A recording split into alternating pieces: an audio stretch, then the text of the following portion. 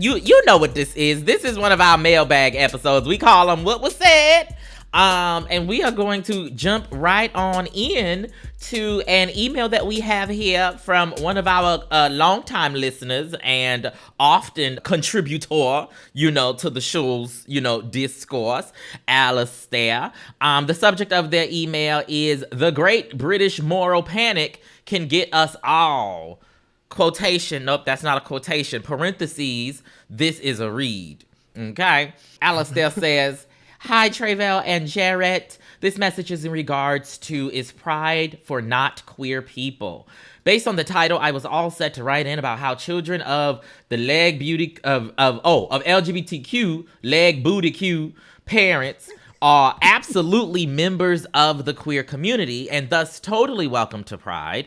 But as I listened, I sidelined my family-focused thoughts for another time because this episode was very specific. I understood what you, Tre'vell, meant by queer, just for the record. Great, thank you so much. As soon as I heard British Vogue was involved, I knew the plain old Anglo anti-LGBTQ fuckery was to blame. The British press is famously homophobic and transphobic, and as a recovering Anglophile living in this racist system, I was sadly not surprised by the magazine's choices. This is the UK establishment saying, hey, some people like being in the closet, some people are proud to be in the closet. Wouldn't it be better if more people stayed quiet and in the closet? Go there now, please. It's no secret the UK government and institutions, including their own healthcare system, the NHS, would prefer queer people of all backgrounds and identities to disappear or die in the closet so they can go on pretending they still have an empire and that racism doesn't exist. I wish I was exaggerating. Some months ago, Scottish Parliament, which is a constituent democracy. Oh wow, this is okay. Getting a little history lesson. Okay, I hope you got your pen and your paper and your pad, or I think they take notes on iPads these days. I don't know. Anyway, okay. You get the pencil and just scribble it on there, make you feel like you did something. Yeah, the pencil. Yeah, HP. We need to get sponsored by Hewlett Packard. They still making products. Anyway. No. I want the Apple. I want the iPad. Let's go for what we want here. Sorry, Alistair. Go ahead. If you want me to pick up some of this is a long letter. Let me know. Okay. Yes. Some months ago, Scottish Parliament, which is a constituent democracy under the UK, passed the Gender Recognition Reform Bill, which aimed to amend the Gender Recognition Act of 2004 in an effort to make it easier for trans and non-binary people in Scotland and just Scotland to change their IDs and birth certificates to the names and gender markers that best represent them. Still with me? ? I hope so. We with you. UK Parliament promptly and unprecedentedly overturned this democratically passed act, using a rarely mentioned and oft ignored, until now, part of the UK law known as Section 35. Section 35 was invoked and used in April to effectively nullify the passing of the bill, halting it entirely. This, in my opinion, is a travesty, and not just because it undermines decades of grassroots queer and ally work for basic gender-affirming recognition in Scotland, but puts gasoline on the trash fire that is UK politics and puts trans and non-binary lives in a perpetual state of anxiety and fear in their own country. Sounds familiar, huh? Infuriatingly, British Vogue's article this June is intended to muddy and convolute the conversation around gender identity in UK society and culture and its legal system. Much of the British press reeks of, quote, just asking questions with this sort of divisive bullshit. And they're sadly using a person as a puppet to get their anti-LGBTQ subtext across. It's just vile. In some small way, I want to reassure you, Tre'vell, that this is not a rebranding of Pride. This is the new language of the anti-trans, anti-queer, classist, racist elite of the UK. The audience is not queer people, but white, straight people. The press of Turf Island is pushing a subtle yet still very harmful narrative that is distinctly British, aka white, straight, cis, and happy classism and capitalism exist without actually acknowledging them and the harms classism and capitalism have inflicted on themselves and the world. In short, UK is a very pro-cognitive dissonance sort of place. One graph to go, y'all. We almost there. I'm not an expert on much of anything. Oh, that was very much so like, I don't know much about algebra, but I knew. Okay. See, I heard it very much as, I may just be a boy from West Virginia, but let me tell you what I do know. Like, that's what this feels like to me.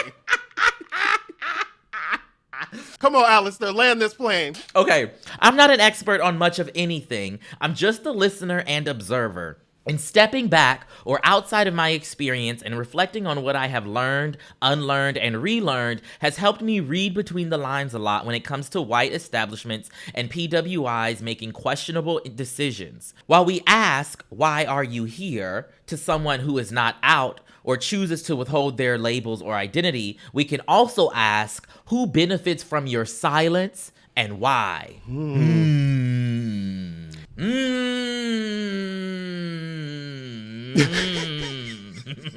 If ever there needed to be an organ moment. Listen, because you might have hit on something there, okay? I feel like this is why this show exists, right? Like moments like these, to be able to have conversations like this, to be able to have feedback like this to a conversation that we had. Like, these are the moments that make it feel like, oh, this is why we do this. Talk to me about how this is resonating for you. Okay, so I appreciate the, this like cultural context. I'm calling it, loosely cultural. I don't know what the right word is, but this like socio-political context of, what's going on across the pond, right? Because there are some of the things in this letter that I did know, right, in terms of like the, historically and perhaps still contemporarily homophobic and transphobic press. We've seen a lot of that, but a lot of the other context I think is really interesting.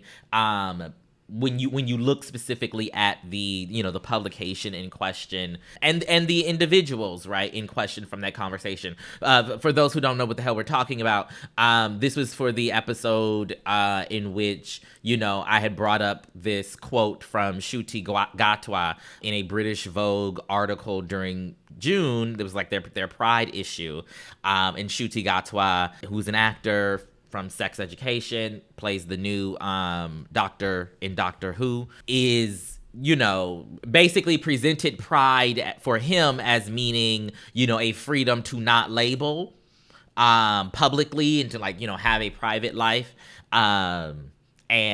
And all of that. So that's the context of this letter. And so I think it's really interesting to like have that cultural context, and then to talk about like the way that Alistair, right, has reframed much of the conversation of like, who benefits from your silence, and why is a really interesting question. There is a part of me that's like, as I interrogate the utility of that question, I'm kind of on both sides, of yes, that's a question we need to listen to and interrogate and put forth, versus, does that question potentially lead to, some sort of like blaming or, misplaced accountability, etc. I don't know. I'm in the moment, and I literally just read that for the first time, so I'm processing. But it's giving me a lot to think about. What about for you? I feel like I've spent so much time lately thinking about the ways in which our media influences the ways that we think about things, about people, about each other, and the ways that some of that can be so insidious. It can be so in the fabric, in the lining, and you don't even recognize you're wearing it. Right? And like, I think that sometimes when we haven't really asked a question like you asked in this situation, we can't get to this answer, right? But like, it points us to like, oh, this is how this shows up in this way, right? I don't know if you're like this, but as a writer, like I have a list of things that I want to write one day. And for years, I've had this thing in my list about the ways that white supremacy shows up in millions of different ways. And we've talked about it here, in various different kinds of ways. But like, as I see this story of like the way that Alistair really laid this out is really beautifully done, by the way. Just like, it's a very well written email. Really great work. I think it shows us another way that like the ways that this system will try to oppress us or shut us down or erase segments of our communities, right? To like make them and then use the same name, use the same word, use the same like, you know, kinds of thing. We'll call it pride, right? And then try to act like this thing isn't happening. I think it's just like another one of the ways that we can see these things arising in culture. And like, I've spent a lot of time thinking about that. And I think the thing that started that for me was the Britney Spears documentary. During the pandemic, you know, we're all like sitting here watching different things and like thinking about how the media shaped so much of the narrative about her. And how we started to think about her and what we started to believe about her and what we thought she deserved because of the things that we believed, right? And like, and then getting the real picture of it, it made me start thinking about that. I think Donald Trump has made me start thinking about that over the years. There's a lot of different things that have kind of come through in the ways that our media and our government, particularly, like the ways that they're able to work together to be able to kind of press messages that can be really, really harmful. So I really appreciate this email.